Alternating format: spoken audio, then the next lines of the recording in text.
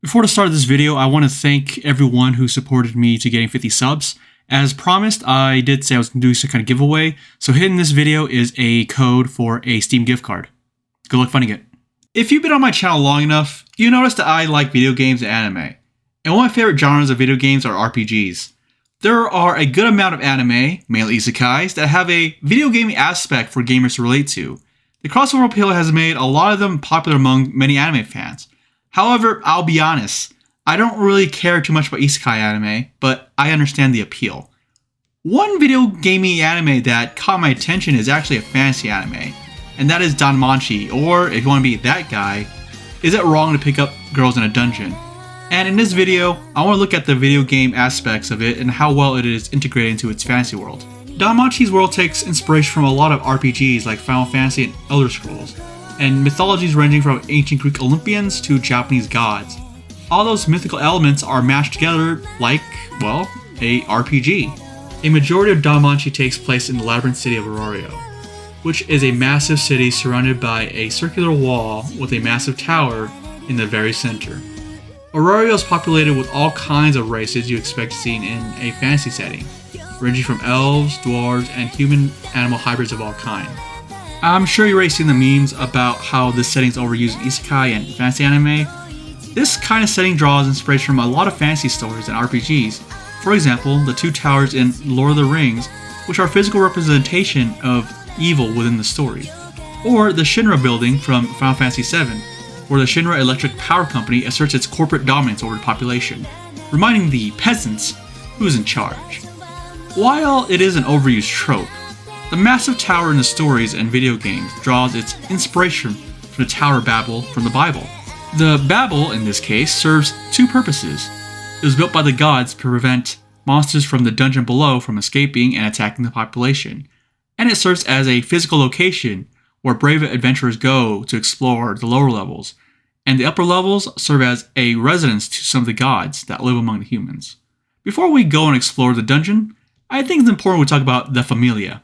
The Familia serves as a clan of sorts, or your adventuring party. It is headed by a god or goddess whom you fight for, bring glory and renown to, thus elevate your Familia through achievements within the dungeon. And the Familia is led by a captain who plans and makes tactical decisions before exploring. I like how the system works. It provides an explanation on why adventurers would risk their lives adventuring and why it benefits you to join a Familia. It is to your advantage to have someone to watch your back. There are two types of adventurers. First being, adventurers, people who serve as your front line or your DPS. And the second being supporters who, like the name suggests, provides a support ranging from being a literal pack mule to providing magical support through granting you passive buffs and debuffs to monsters, making victory for you easier. All of that is standard RPG stuff. From picking your party members to gear, min-maxing so you can have the best results while you're adventuring. The Familia system is a great method of integrating clans and other adventuring parties into the world of DanMachi. Now that you have an adventuring party, it's time to explore the dungeon. But first, let's see where the guild recommends us to visit today. The guild in DanMachi basically serves as a regulatory third party that oversees which floors have the most monster activities, advises adventurers which floor they should go based on their skill and level, and buy any loot you have collected from slain monsters. They act as quest givers, and they also serve as an information hub, and even as a strategy guide.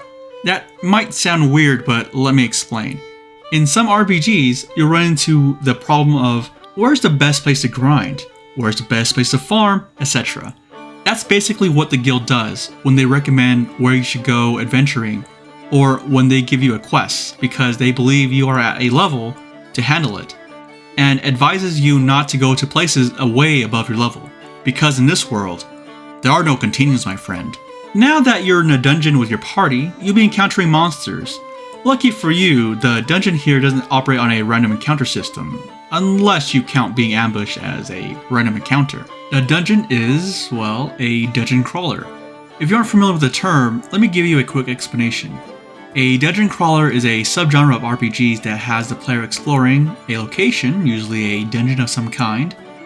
You have to navigate through traps, solve puzzles, and have monster encounters. Depending on the game, monster encounters can occur when you run into them or they run into you. It usually doesn't have a random encounter system like older RPGs.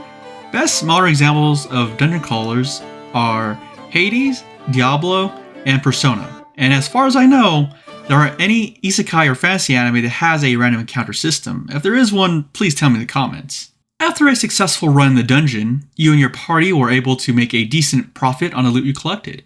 You feel stronger coming out of it. You and your Familia return to your leader, and they want to see your progression. Your leader sees you have leveled up and even picked up a new skill. The leveling system in DanMachi is a rather interesting one. The Familia head gets to determine if you level up or not. It is not an automatic system. The idea behind it is that if your Familia head believes you are ready to take on more difficult challenges, they will level you up, or if they believe you could use some more development in a certain area, or further development a certain skill or ability. The closest example I can think of that has a similar leveling system is Elder Scrolls 4 Oblivion, where you level up by going to sleep after adventuring, and leveling up a skill and ability, possibly getting that from Elder Scrolls 5 Skyrim. And I guess to a certain degree in Pokemon, where you can delay evolving your Pokemon. Now, as for some of the skills you can learn in DanMachi, it's pretty much what you expect from any RPG. Passive buffs, immunities to certain things, and blasting monsters with fire, or in this case,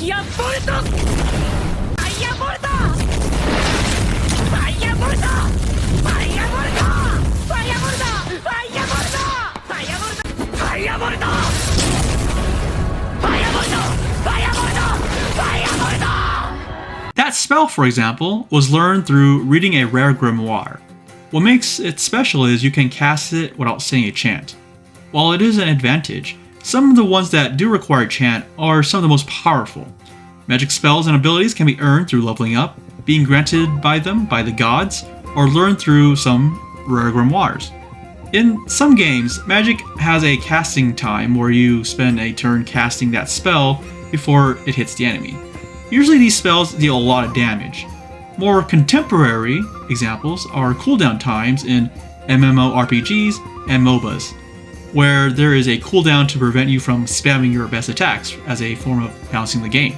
This also gives you an idea how powerful magic is within this world. You have to be deemed worthy of using it by the gods, or you have to earn it through leveling up. In the case of Bell's Firebolt, the grimoire was a one-time use. Also, you can slot up only to 3 magic spells in DanMachi's world, meaning you are hard capped at 3 spells in combat. I don't mind this. This means you have to be more tactical in how you use your spells. And if you ever played a Pokemon game, this will sound familiar to you. Now that you have leveled up, it's time to invest some equipment. An adventurer is only good as their equipment. You can always buy your equipment from the shops, but for veteran adventurers, buying from a skilled blacksmith is where you want to go. However, if you have the coin, you might be able to ask the goddess smithing, Hephaestus herself, to commission you a custom piece, fully enchanted and customized just for you. Of course, upgrading and improving your weapons and gear in RPGs is nothing new. Each RPG has some kind of upgrading system to get powerful weapons, whether it be farming for the loot to craft it, side quests to get it, or just outright buying it near the end game. As for enhancing it, this is nothing new as well. Depending on the game, it could be simple as slotting something in or having it enchanted. I think some of the best and possibly most iconic display of enchanted weapons are from the Elder Scrolls games. They can be incredibly overpowered or incredibly funny. Now that you're geared up and leveled up and have more experience in dungeons, you're ready for your next adventure. Good luck on your next adventure. Oh, and before I forget, he's Ganesha.